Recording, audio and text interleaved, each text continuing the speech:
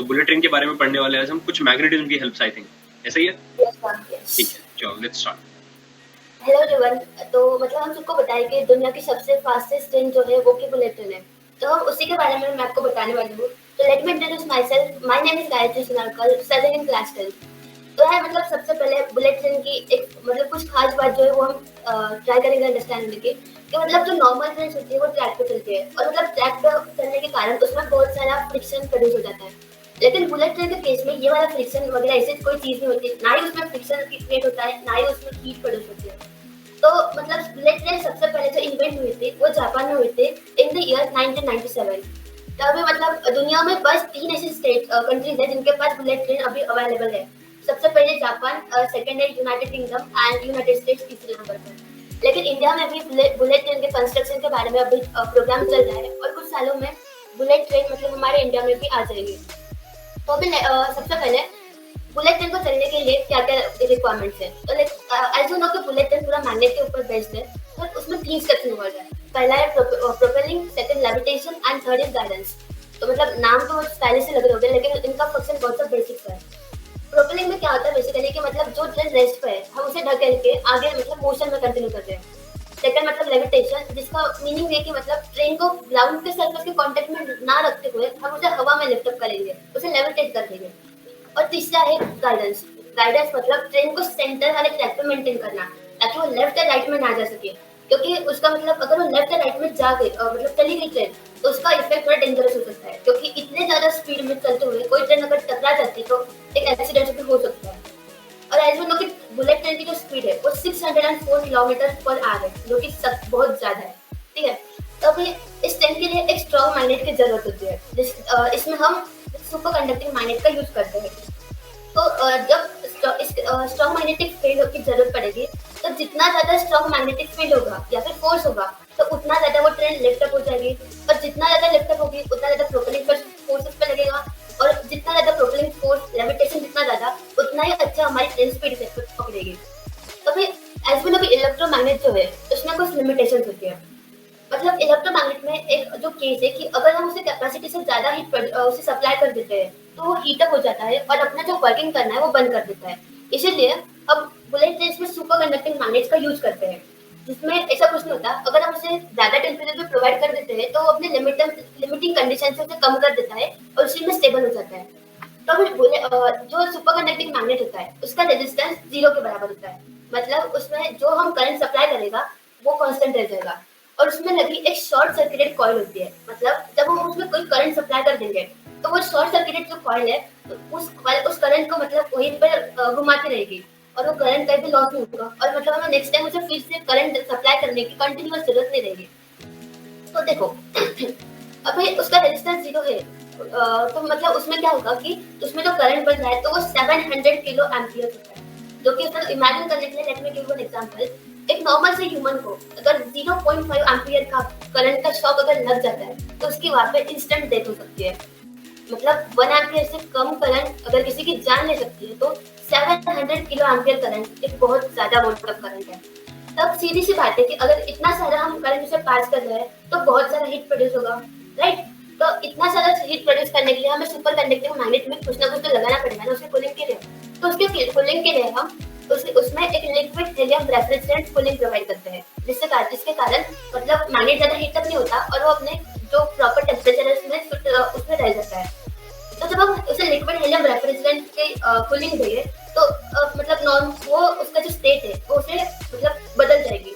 वो मतलब लिक्विड में कन्वर्ट हो गैसेस में कन्वर्ट हो सकता है वो ऑपरेशन के कारण। तो उसे फिर से लिक्विड में लाने के लिए हमें उसमें लिक्विड हीलियम कंप्रेसर का यूज करते हैं, जो कि मतलब वो गैस में अगर कन्वर्ट हो जाता है, तो उसे लिक्विड में फिर से उसे कंप्रेस करके उसे फिर से उसका स्टेट जो पहले था उसमें ला देता है। तो नाउ जैसे मैं बताया कि सुपर कंडक्टिंग मैग्नेट 0 रेजिस्टेंस होगा, तो वो इन्वायरमेंट से भी कुछ ना कुछ हीट तो अब्सॉर्ब करने की कैपेसिटी रखेगा। तब जब वो इन्वायरमेंट से हीट अब्सॉर्ब करेगा, तो फिर से मतलब हमने जो कूलिंग उसे प्रोवाइड की थी उसका तो हमें कुछ फायदा नहीं होगा।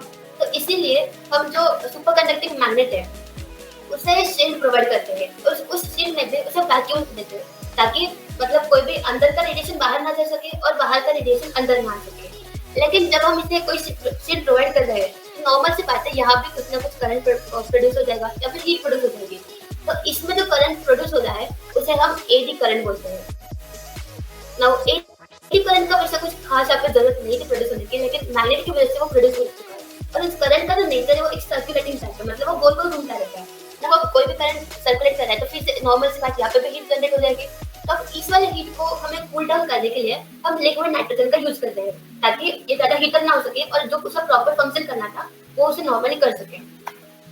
नाउ अब ये सब चीजें हो चुकी है, ताकि इसमें पूरा हमारा जो सुपर कंडक्टिंग मैग्नेट था, तो इसके लिए कंडीशंस वो अच्छे से फंक्शन कर पाए, वो सारी कंडीशंस यहाँ पे फुलफिल हो चुकी है और मतलब हमारा मैग्नेट अब रेडी हो गया है। तो ऐसे सुपर कंडक्टिंग मैग्नेट का 4 सेल का सेट बना के हम ट्रेन में से बहुत सारे सेट्स बनाते हैं, और इन 4 सुपर कंडक्टिंग मैग्नेट्स को हम एक लिक्विड नाइट्रोजन कूलिंग प्रोवाइड करते हैं, और इन दिस वे ये ट्रेन ऐसे पूरे सेट्स लगे हुए हैं। नाउ ये वाला स्टेप तो हो चुका है, लेकिन अभी सबसे पहले बात आती है हमें उसे प्रोपेलिंग की, यानी ट्रेन को हमें आगे बढ़ाना है, मतलब वो रेस्ट में थी तो उसे धकेलना है आगे। तो उसके लिए देखो जो ट्रेन की जो मतलब ट्रेन आगे खड़ी है, तो ट्रेन के साइड वाले जो वॉल्स रहते हैं, ट्रैक की वॉल्स, उसमें अल्टरनेट इलेक्ट्रोमैग्नेट्स अरेंज होते हैं, मतलब एक नॉर्थ होगा तो सेकंड में साउथ, फिर north south north south, in this way ये अरेंज होते हैं ना। और हमारी जो ट्रेन है हमारी जो ट्रेन है उसमें इलेक्ट्रोमैग्नेट्स लगे हुए हैं, तो मतलब क्या होगा कि एक मतलब नॉर्थ से एक दूसरे को रिपेल करते हैं, और अनलाइक लाइक पोल्स रिपेल करते हैं और अनलाइक अट्रैक्ट करते हैं। तो सिमिलर सा कंडीशन हमें यहाँ पे देखने को मिलेगा। नाउ फैराडे का law I would like to explain कि मतलब देखो अब इलेक्ट्रोमैग्नेट जो है उसमें हमारे पास एक कंफर्ट जोन ये है कि हम उसका नॉर्थ और साउथ पोल हमारे अकॉर्डिंग हम उसे चेंज कर सकते हैं, मतलब इस वाले नॉर्थ इसको नॉर्थ बोलो, इसको साउथ बोलो, या फिर इसको चेंज कर सकते हैं। लेकिन सुपर कंडक्टिंग मैग्नेट्स जो है वो एक परमानेंट मैग्नेट्स की तरह बिहेव करते हैं, और मतलब उनका नॉर्थ और साउथ पोल हम चेंज नहीं कर सकते। एक बार जब फिक्स हो चुके हैं वो फिक्स रहेंगे। तब क्या होगा देखो, अब ये ट्रेन के ट्रैक वाले साइड वाले जो नॉर्मल इलेक्ट्रोमैग्नेट है और ट्रेन के सुपर कंडक्टिंग मैग्नेट है, उनके बीच में अट्रैक्शन और रिपल्शन वाला फोर्स जनरेट हो रहा है। तो देखो यहाँ पे लिखा है कि नॉर्थ एक दूसरे को रिपेल करेंगे, और आगे वाला साउथ उसे नॉर्थ को अपने तरफ खींच लेगा, फिर से साउथ और साउथ एक दूसरे को रिपेल करेंगे, और साउथ और नॉर्थ एक दूसरे को फिर से अपने तरफ खींच लेगा। तो इससे क्या जनरेट होगा कि एक नेट फोर्स बनेगा, और वो नेट फोर्स ट्रेन को आगे वाले मतलब फ्रंट डायरेक्शन में आगे बढ़ाने के लिए रिस्पॉन्सिबल रहेगा। नाउ अब ट्रेन यहाँ पे हमारी मतलब प्रोपेलिंग वाली जो पहली वाली सबसे इम्पोर्टेंट कंडीशन थी वो फुलफिल हो चुकी है, क्योंकि हमारी ट्रेन अभी आगे बढ़ चुकी है। नाउ सेकंड हमारे स्टेप पे जब हम आते हैं तो वो है लेविटेशन, मतलब उसे जमीन से ऊपर उठाना। तो उसके लिए सबसे इम्पोर्टेंट है कि हम यहाँ पे 8 शेप कॉइल्स का यूज करते हैं। 8 शेप कॉइल्स थी यहाँ पे आपको दिख रही होगी, 8 वाली शेप की कॉइल्स है। नाउ इन वाले कॉइल्स में जो कोई भी करंट फ्लो नहीं करता, लेकिन इनको लगाने की क्या जरूरत थी, लेट मी टेल। अब देखो फैराडे का जो लॉ है वो क्या कहता है कि कोई भी दो कॉइल के बीच में अगर हम एक मैग्नेट रख देते हैं तो उसके बीच में मैग्नेटिक फील्ड जनरेट हो जाएगी और कुछ ना कुछ फोर्स बन जाएगा।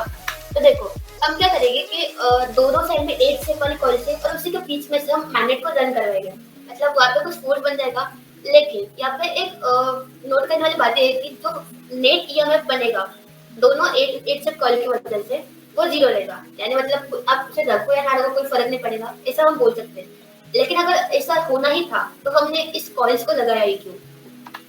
तो देखो मतलब अगर हम मैग्नेट को 8 शेप कॉइल के नीचे वाले लूप में अगर थोड़ा सा शिफ्ट करवा देते हैं तो वहाँ पे ज्यादा करंट बन जाएगा, और मतलब उसी से ज्यादा ईएमएफ अगर क्रिएट हो जाता है तो वो क्या करेगा कि ट्रेन का जो मैग्नेट रहेगा और जो 8 शेप कॉइल में जो पोल्स क्रिएट हो जाएगी उस फील्ड के कारण, वो वाला नॉर्थ और ट्रेन वाला नॉर्थ एक दूसरे को रिपेल करेगा और वो ट्रेन को ऊपर उठा लेगा। मतलब जो मैग्नेट नीचे था वो भी बैलेंस हो चुका है और हमारी ट्रेन भी ऊपर उठ चुकी है। इसलिए ये वाली 8 स्टेप जो कॉइल्स थे हमने वहाँ पे लगाए थे, और मतलब वो ट्रेन को ऊपर उठाना।